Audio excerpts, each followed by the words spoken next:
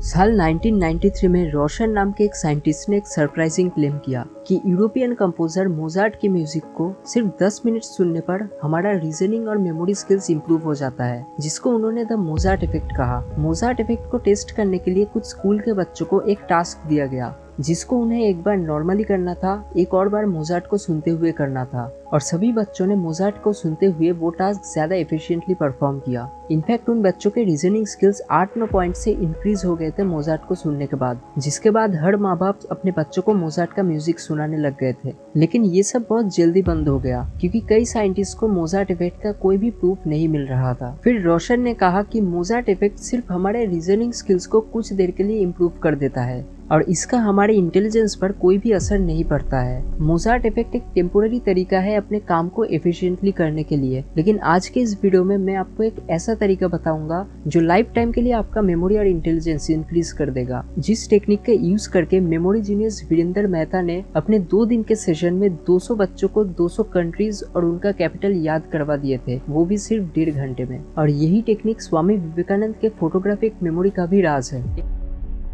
एक अच्छा मेमोरी होना हमारे लिए एक बहुत ही पावरफुल टूल साबित हो सकता है, क्योंकि हमारे लाइफ के सारे एक्सपीरियंसेस, नॉलेज और हैबिट्स हमारे मेमोरी में ही स्टोर्ड होते हैं। और अच्छी बात यह है कि हम अपने शरीर की तरह अपने मेमोरी को भी कांस्टेंट एक्सरसाइज के साथ इम्प्रूव कर सकते हैं। हमारे मेमोरी को हम 2 हिस्सों में डिवाइड कर सकते हैं, एक शॉर्ट टर्म मेमोरी और एक लॉन्ग टर्म मेमोरी। जो भी चीज़ आप देखते हो या सुनते हो वो सबसे पहले हमारे शॉर्ट टर्म मेमोरी में जाके स्टोर्ड हो जाता है, और हमारे शॉर्ट टर्म मेमोरी का कोई भी इंफॉर्मेशन अगर हमारे ब्रेन को इम्पोर्टेंट लगे देन वो उस मेमोरी को हमारे शॉर्ट टर्म से लॉन्ग टर्म मेमोरी में कन्वर्ट कर देता है। ये पूरा प्रोसेस एकदम अनकॉन्शियसली होता है, लेकिन आप चाहे तो इसको कॉन्शियसली भी कर सकते हैं और कोई भी शॉर्ट टर्म मेमोरी को आसानी से लॉन्ग टर्म मेमोरी में स्टोर कर सकते हैं। और अपने शॉर्ट टर्म मेमोरी को लॉन्ग टर्म में कन्वर्ट करने के लिए आप 2 टेक्निक्स यूज कर सकते हैं। एक है रिपीटेशन टेक्निक, जिसमें आप एक चीज को इतने बार रिपीट करते हो कि हमारे ब्रेन को वो चीज इंपॉर्टेंट लगता है और वो उसको शॉर्ट टर्म से लेकर लॉन्ग टर्म मेमोरी में स्टोर कर देता है। और दूसरा टेक्निक है कि आप जिस चीज को भी याद करना चाहते हैं उसको एक पिक्चर के फॉर्म में इमेजिन करें, क्योंकि हमारे ब्रेन को टेक्स्ट फॉर्मेट से ज्यादा पिक्चर अच्छे से याद रहते हैं। इस टेक्निक को कैसे यूज करना है वो हम आगे इस वीडियो में जानेंगे।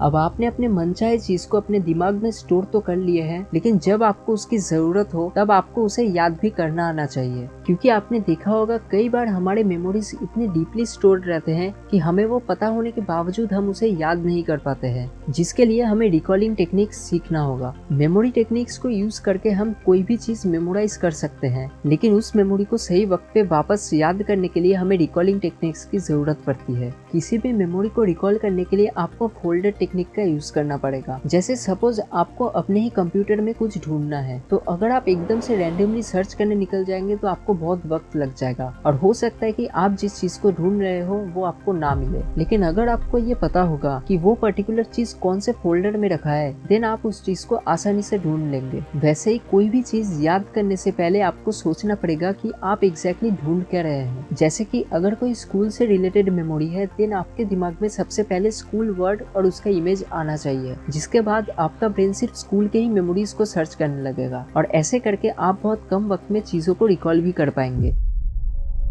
अब आप फाइनली वो टेक्निक सीखने जा रहे हैं जो आपका मेमोरी और इंटेलिजेंस हमेशा के लिए बूस्ट कर देगा, और यही टेक्निक स्वामी विवेकानंद के फोटोग्राफिक मेमोरी का भी राज है। डॉक्टर जेम्स हार्टेल, जो कि एक न्यूरो साइंटिस्ट है, उन्होंने एनबीआरसी से मिलकर एक स्टडी कंडक्ट किया जिसमें टोटल 42 वॉलंटियर्स को लिया गया था, और उन 42 वॉलंटियर्स में 21 संस्कृत के पंडित थे और बाकी 21 वॉलंटियर्स उसी एज के पास के एक कॉलेज के स्टूडेंट्स थे। जब उन 42 वॉलंटियर्स के ब्रेन को स्ट्रक्चरल मैग्नेटिक रेजोनेंस टेक्निक से स्कैन किया गया, तब एक बहुत ही शॉकिंग रिजल्ट मिला, क्योंकि उन 21 संस्कृत पंडित के ब्रेन का स्ट्रक्चर उन कॉलेज स्टूडेंट्स के ब्रेन के स्ट्रक्चर से डिफरेंट था। उन 21 संस्कृत पंडित के ब्रेन का ग्रे मैटर 10% ज्यादा डेंस था कॉलेज स्टूडेंट्स के मुकाबले, और उनका कॉर्टेक्स और हिपोकैम्पस रीजन भी ज्यादा डेवलप्ड था। और ये एक 100% ट्रू स्टडी है, क्योंकि सिमिलर एक्सपेरिमेंट यूएस में भी कंडक्ट किया गया था और रिजल्ट सेम मिले। और इन न्यूरोसाइंटिस्ट का कहना था कि ये कोई टेम्पोररी चेंज नहीं है, बल्कि ये एक परमानेंट चेंज है हमारे ब्रेन में। में, जो हमेशा के लिए हमारा इंटेलिजेंस और मेमोरी पावर इंक्रीज कर देता है। जिसका मतलब संस्कृत के टेक्स्ट को सिर्फ पढ़ने और याद करने से ही आपका मेमोरी और इंटेलिजेंस हमेशा के लिए इम्प्रूव हो सकता है, जिसको द संस्कृत इफेक्ट कहते हैं। आप में से कई लोग को ये पता होगा कि सनातन धर्म में किसी भी मंत्र को एग्जैक्ट सेम पिच और स्पीड के साथ बोलना पड़ता है, और अगर आप बीच में कोई भी गलती करते हो देन आपको फिर से शुरुआत से शुरू करना पड़ता है।